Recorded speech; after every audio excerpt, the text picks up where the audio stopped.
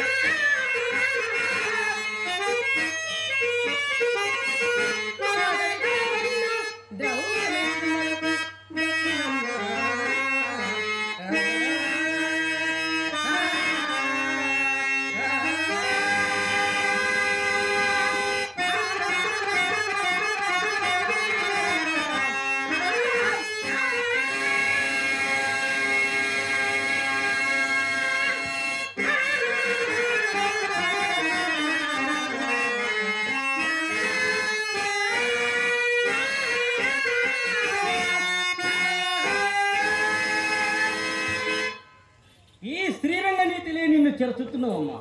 అమ్మా నీ అందమునకు నీ చందమునకు నీ తెలివికి ఈ లోటు లేకుండా అమ్మా కోట్లు కోట్లు గడించకపోదు మా తల్లి.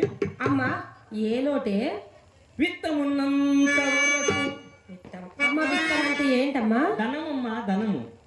విత్తమున్నంత వరకు విటుని మనము కోరి నెత్తిపై నెక్కించుకొనగలయు.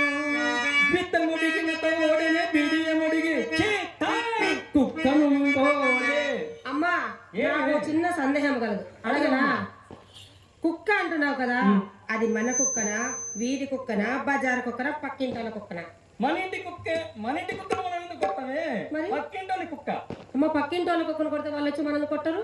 అవునమ్మా, దాసరి గంగిరెడ్డి కర్ర తీసుకుని వస్తాడు, తట్టుకో ఏమని అనుకుంటాడు. ఏం చేద్దామే అమ్మా? అమ్మా ఈ పని చేద్దామమ్మా. ఏం పనమ్మా? బజారు కుక్కను పోలే బయటకు నెట్టవలయు. అమ్మా చెప్పమ్మా. అది సరే కానీ ఆ? ఆ కుక్క ఈ కుక్క అంటున్నావు కానీ నీవు నా వయసులో ఉన్నప్పుడు, ఆ. మంచి వయసులో ఉన్నప్పుడు నువ్వు ఇలాగే చేసావటే? బిడ్డ నేను మంచి వయసులో ఉన్నప్పుడు ఆహా. చెయ్యి వేస్తే దొన్నపోతు కూడా షేరు పాలిచ్చేదమ్మా.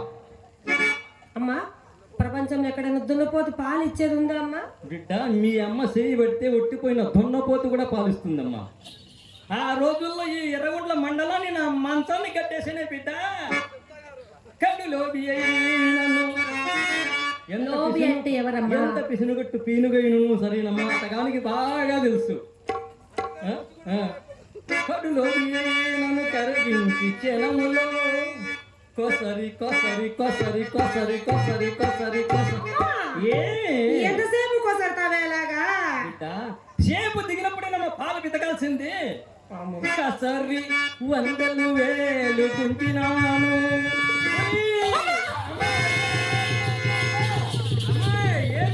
నువ్వు అమ్మా పులి అన్నావు కదా, నీ ఎక్కడొచ్చింది ఈ పులి? ఇది అడవుల్లో తిరిగే పులి కాదమ్మా. మరి ఈ పులి ఏంటి? ఈ ఎర్రగుంట్ల పట్టణంలో క్రాంతి నగర్ కాలనీలో తిరుగుతూ ఉంటది. పట్టణంలో పులి ఆ. ఎలాగుంటుందమ్మా? ఇది 2 కాళ్ళ పులమ్మా. 2 కాళ్ళ పులి. ఆ. ఈ పులి ఎలా ఉంటదంటే ఎలాగుంటుంది? బుర్రు మీసాలు సిలుకు పంచే సిలుకు లాంటి వేసుకుని సందకాడితే 4 రోడ్ల లేక బయలుదేరుతుందమ్మా. ఎందుకు? అక్కడ ఒక అమృతం షాప్ ఉందమ్మా. అమ్మా 4 రోడ్ల షాపులు అమృతం షాప్ ఏదే? అమృతం షాప్ చల్లని తల్లి ఎల్లమ్మ తల్లి పలక సీసాలు దొరుకుతాది. అమ్మా ఎల్లమ్మ తల్లి ఎక్కడైనా పలక సీసాలో ఉంటుంది అంటే ఏంటమ్మా? సారాయే. సారాయా? ఆ. సారాయి కోసం వెళ్తారా వాళ్ళు? ఓసి నా తల్లి సారైనంత చులకనగా చూడాకే. చల్లని తల్లి ఎల్లమ్మ తల్లమ్మా. ప్రభుత్వం ఏదైనా సరేనమ్మా, నడిపించేది ఆ తల్లేనమ్మా. ఆ రోజుల్లో స్వాతంత్రోద్యమ పోరాటంలో యువతరం వందే మాతరం వందే మాతరం అనే వాళ్ళమ్మా. మరి ఇప్పుడు వాళ్ళు బిడ్డ ఏమంటున్నారు? మందే మాతరం అంటున్నారమ్మా. కన్న తల్లి తన బిడ్డలను సమంగా చూస్తుందో లేదు కానమ్మా, ఈ ఎల్లమ్మ తల్లి అందరినీ సమంగా చూస్తుందమ్మా. ఎలాగో తెలుసా? ఎలాగంటే ఎలక్షన్లో ఓడిపోయినాడు బాధతో మందు కొట్టాడమ్మా, గెలిచినాడు ఆనందంతో మందు కొట్టాడు, తాగి వాడు పడిపోతాడు, ఈడు పడిపోతాడు. అదే మా ఎల్లమ్మ తల్లి మొత్తం చీకొట్టాకేనా తల్లి, నీ చల్లని తల్లి. ఈ పలక సీస సారాల్లో 3 అవతారాలు ఉన్నాయమ్మా. ఏమేమి అవుతారు? 1 నక్క అవతారం, 2 పులి అవతారం, 3 పంది అవతారం. అమ్మా నక్కకి పులికి పందికి పొంతనే లేదు కదమ్మా? అదేనే దాని మహత్యము. ఎలాగది? ఇందాక చెప్పాను కదా, బుర్రు మీసాలు సిలుకు పంచి వేసుకున్న సంతకాడైతేనే అమ్మో ఎరుగుడుపాడు చిన్నకేశ్వరుడు ఇస్తున్నాడు, తట్టుకో ఏమని అనుకుంటే మళ్ళా వస్తా.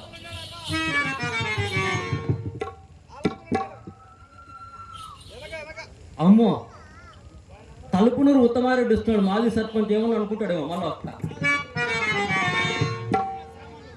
వాళ్ళు చూస్తే ఏమనుకుంటారో వీళ్ళు చూస్తే ఏమనుకుంటారని బిడ్డ తనని ఎవరు చూడని చెప్పేసి ఆ నక్క అవతారాన్ని రోడ్డు మీద మిగించుకొని సాపులేకి దూరి సీసా మీద సీసా 4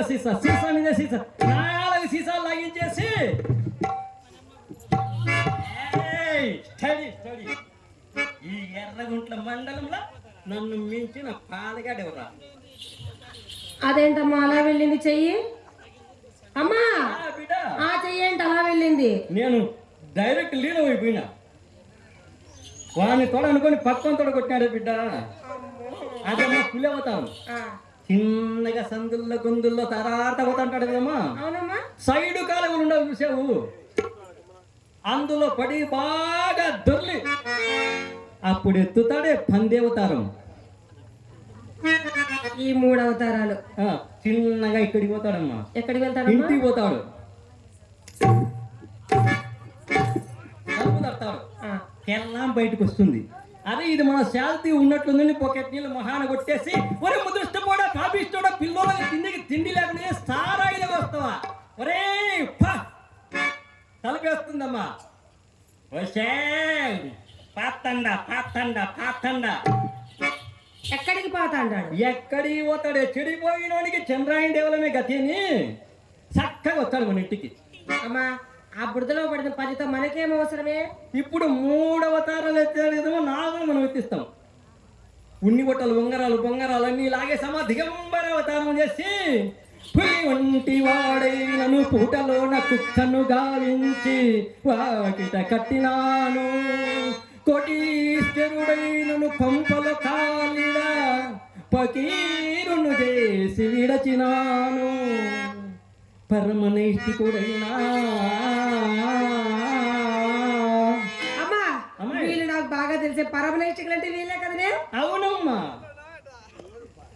అవునమ్మా. అమ్మా వాళ్ళ గుళ్ళో పని కానీ మన ఇంట్లో ఏం పని? బిడ్డ మీ అమ్మ సూపు పట్టి ఎట్టటోళ్ళైనా రావాల్సిందేనే. అంటే వారు వైష్ణవులు కూడా ఇక్కడికి వచ్చారా? పరమనైష్టికుడైనను పడదీసి నోటను పెట్టి. అమ్మా ఏం పెట్టావమ్మా? లడ్డు పెట్టావా, జాంగ్రీ పెట్టావా, బాదుషా పెట్టావా, చక్కెర పొంగల్ పెట్టావా, పులిహోర పెట్టావా, లాస్ట్ బిర్యానీ పెట్టావా, ఇంకేం పెట్టావే? ఏవి కాదమ్మా, ఏం పెట్టావు? నా ఎంగిలి పెట్టానమ్మా. ఈ ఎంగిలి పెడితే వాళ్ళెలా తిన్నారే? ఓసి నా తల్లి, మన ఎంగిలి చక్కెర పొంగలి 2 ఒకటేనమ్మా. ఎంగిలి వినిపించినాను పైకమున్నంత వరకు ప్రతి నిమిషం వలకు గురిపించి, పైక ముట్టిపోయినంతనే కాంతుడేని ఎక్కింతైనను నెనరు చూపక మెడపట్టి నెట్టినా.